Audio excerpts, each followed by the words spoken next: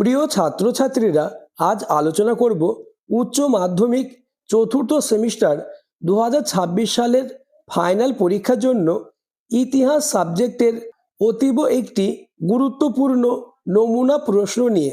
তাই ভিডিওটি তোমরা প্রথম থেকে শেষ পর্যন্ত দেখো, কেননা তোমরা যেমন বুঝতে পারবে তোমাদের ফাইনাল পরীক্ষায় কেমন কোশ্চেন আসবে। তাছাড়া এই নমুনা প্রশ্ন থেকে বেশিরভাগ প্রশ্ন তোমাদের পরীক্ষায় হুবহু কমন আসবেই। তাই আলোচিত প্রতিটি প্রশ্ন তোমরা খাতায় লিখে নাও এবং মুখস্থ করে নাও। শুরু করছি আজকের আলোচনা। উচ্চ মাধ্যমিক চতুর্থ সেমিস্টার 2026 নমুনা প্রশ্ন, বিষয় ইতিহাস, পূর্ণমান 40, সময় 2 ঘন্টা। দাগ নম্বর 1, সংক্ষেপে উত্তর দাও। বিকল্প প্রশ্নগুলি লক্ষণীয়। 3 গুণ 4 সমান 12। আমি তোমাদের জন্য এমন গুরুত্বপূর্ণ প্রশ্নই দিয়েছি যে প্রশ্নগুলি তোমাদের পরীক্ষায় আসবেই। প্রথম প্রশ্ন, মহাবিদ্রোহকে কি সামন্ত শ্রেণীর বিদ্রোহ বলা যায়?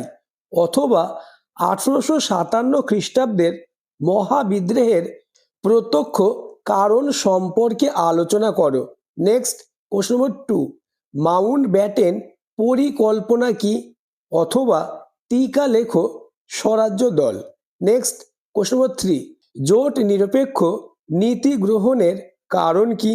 অথবা স্বাধীন ভারতের প্রথম 3টি পঞ্চবার্ষিকী পরিকল্পনার গুরুত্ব উল্লেখ করো। নেক্সট, কোশ্চেন নম্বর 4, বাংলাদেশ গঠনের পর ভারতের উপর কি অর্থনৈতিক প্রভাব পড়েছিল? অথবা স্বাধীন বাংলাদেশ জন্ম হওয়ার ক্ষেত্রে ইন্দিরা গান্ধীর ভূমিকা মূল্যায়ন করো।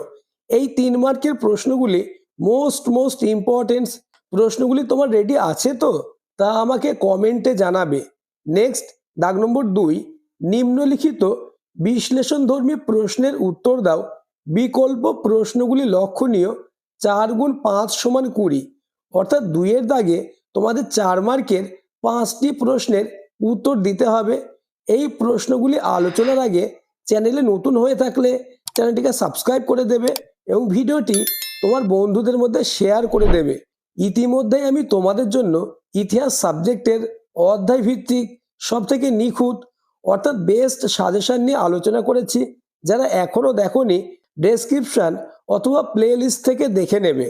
প্রথম কোশ্চেন, মহাবিদ্রোহের ব্যর্থতার কারণ সংক্ষেপে বর্ণনা করো। অথবা টিকা লেখো মহারানীর ঘোষণাপত্র।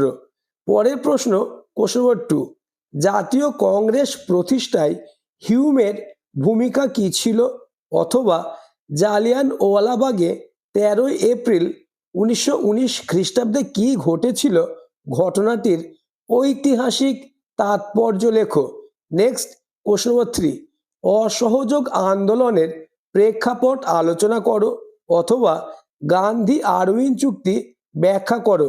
আলোচিত প্রতিটি প্রশ্ন খুবই গুরুত্বপূর্ণ, তাই তোমরা প্রতিটি প্রশ্ন খাতায় লিখে নাও এবং পরীক্ষার আগে প্রতিটি প্রশ্ন তোমরা রেডি করে নাও। তাহলে ইতিহাস সাবজেক্টে 40-এ 40 হবে তোমার হাতের মুঠোয়। নেক্সট, কোশ্চেন নম্বর 4, ভারতীয় সংবিধানের 5টি বৈশিষ্ট্য লেখো। অথবা বান্দুং সম্মেলনের সাফল্য ও ব্যর্থতা সম্পর্কে আলোচনা করো। Next, question number 5, operation search লাইটের ফলে কি পরিস্থিতির উদ্ভব হয়েছিল? কোশ্চেনটি এভাবেও আসতে পারে, টিকা লেখো অপারেশন সার্চ লাইট। নেক্সট, দাগ নম্বর 3, বিশদে উত্তর দাও। 8 গুণ 1 সমান 8, অর্থাৎ তোমাদের 3-এর দাগে 8 মার্কের 3টে প্রশ্ন থাকবে। একটি প্রশ্নের উত্তর দিতে হবে।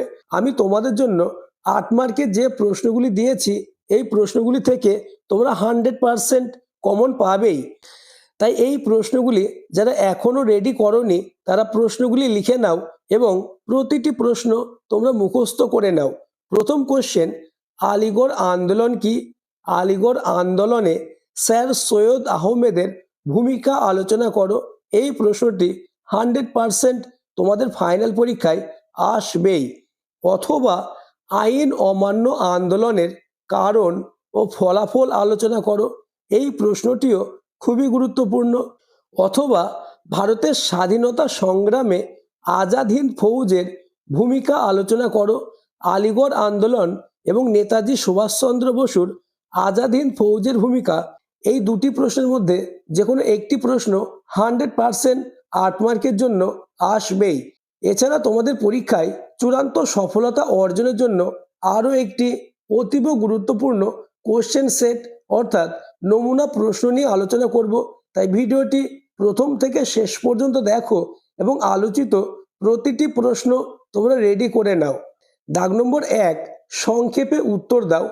প্রথম কোশ্চেন, মহাবিদ্রোহের সামাজিক ও অর্থনৈতিক কারণ সংক্ষিপ্ত আকারে উপস্থাপন করো।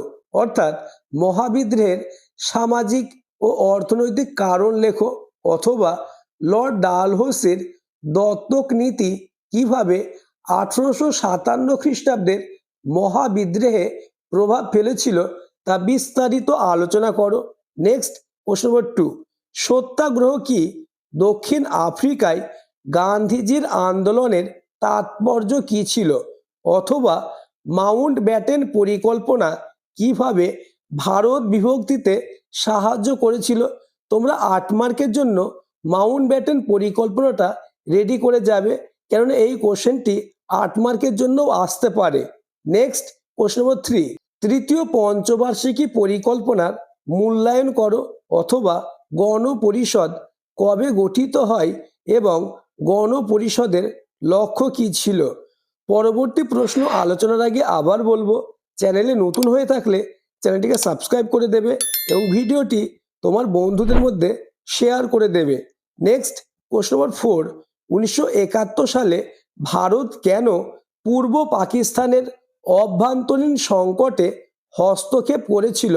অথবা 1972 খ্রিস্টাব্দের ভারত ও পাকিস্তানের মধ্যে স্বাক্ষরিত সিমলা চুক্তির তাৎপর্য লেখো।